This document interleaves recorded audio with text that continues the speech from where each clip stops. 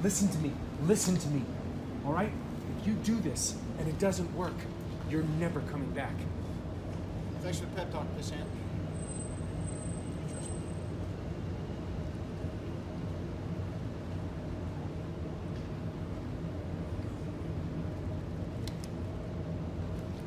Cool. Nailed it! Ladies and gentlemen, that is a wrap! Pass, please.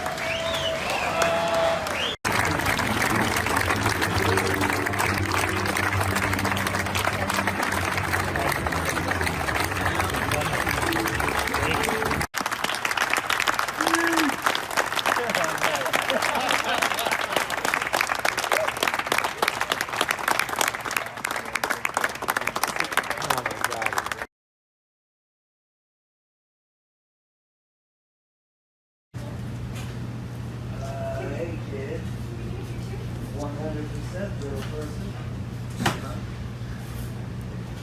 What's your name? You're Julian? I knew you were on. Put it there. All right. 3, 2, 1, action.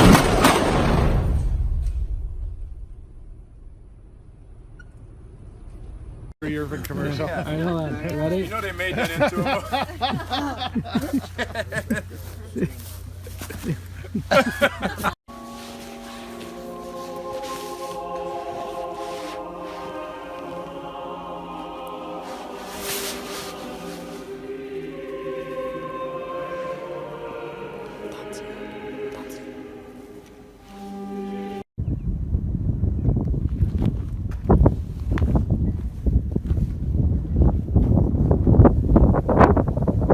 Yeah.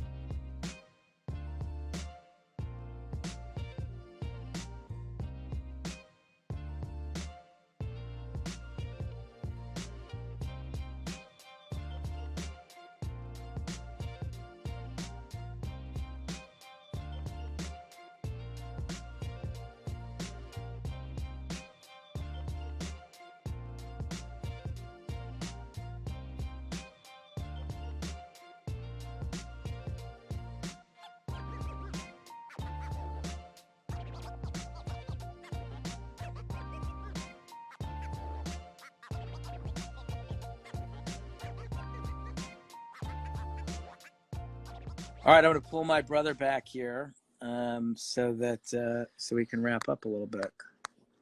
And again, we do want to thank all of you for joining. We really appreciate it. We miss all of you, and we hope to to make another movie for you soon that that we can all get back together in a theater and watch. And by the way, I'm going to glance back at the film here. I think Hemsworth is incredible in this scene. This is one of my favorite scenes in the movie. I'm talking about the scene where they come to get him, where Smart Hulk comes to get him with Rocket. It is so difficult to be funny and sad at the same time. It's the hardest acting you can do. And he pulls it off in spades.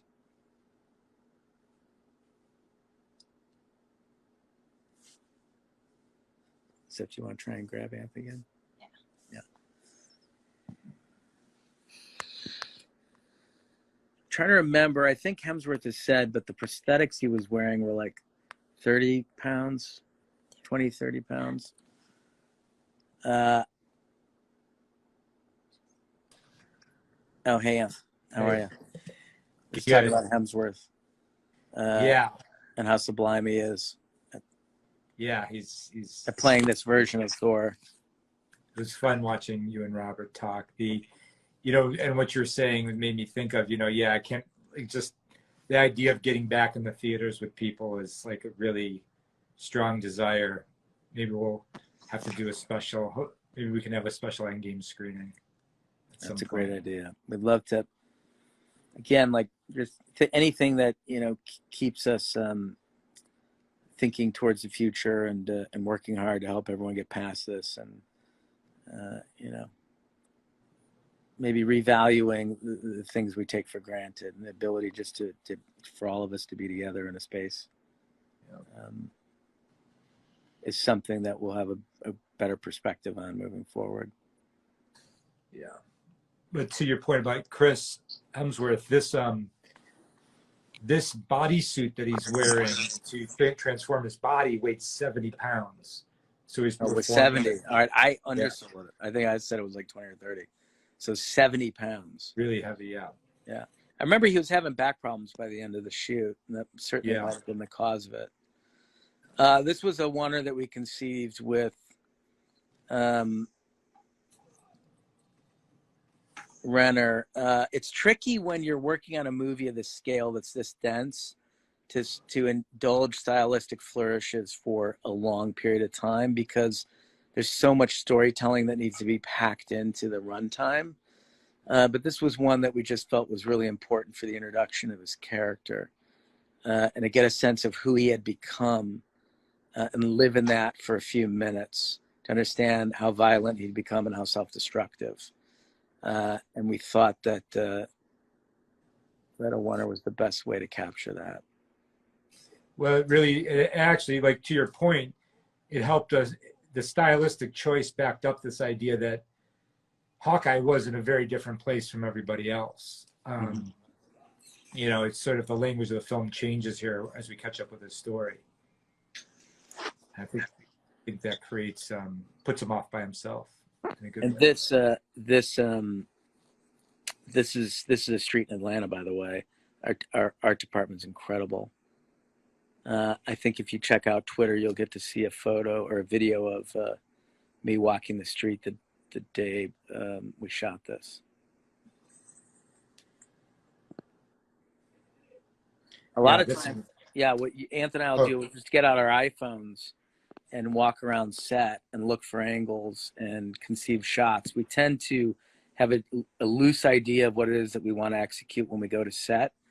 But we've learned over our many years in the business that you don't want to limit yourself from the inspiration that'll come from the actors and from the location itself when you're actually physically there in the space and they're playing with props and moving around, and your director of photography's ideas, your camera operator's ideas, everything needs to come together in order to make the best film. And in those moments, you need to be super available. So we will have a loose idea of what it is we want to do, and then invite everyone into the process, hear all ideas, and then Anthony and I usually adjourn to a corner and and come up with a game plan or a plan of attack of how we want to execute.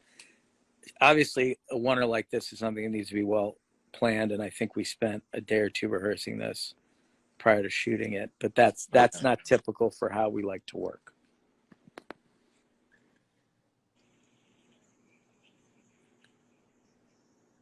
But it's a good testament to like everything you try to do, everything requires a different method, and it depends what your end goal is, and you kind of have to design your road based upon where you're trying to go. And that Hemsworth walking with a beer, it's our favorite beer in Georgia, Creature Comforts. The crew was obsessed with it, so we had to sneak it into the movie. I was obsessed with it. Yeah. And we're winding down here on our hour and a half. All right. Any sort of general comments to wrap up? No, just look, it's thrilling to be able to revisit this movie a year after its release, and especially it's exciting to be able to find a way to share it with others, share our experience of it with others, as in this time of stay-at-home sheltering. I'm just grateful for the opportunity, and I hope that I look forward to hearing more about what people think, and I hope it's a positive experience for everybody. Well, we miss you all, and we hope that everyone stays safe and healthy, and we really look forward to seeing everyone soon, and hopefully with our next movie, Cherry, which stars Tom Holland, that we're in post on right now. Thank you all for tuning in. And yeah, what was that? Sorry, Joe. I was going to say, by the way, while you're giving that very heartfelt, making that very heartfelt statement to people, I was watching Don Cheadle mime how you strangle a baby Thanos to death. Perfect. By the way, I don't know if anyone is watching Don's show on Showtime, but it is goddamn hilarious, and Don is a comic genius who improvises quite a number of his jokes. Again, that's like being available on set with the people, with the talent you're working with, and allowing them the room to create.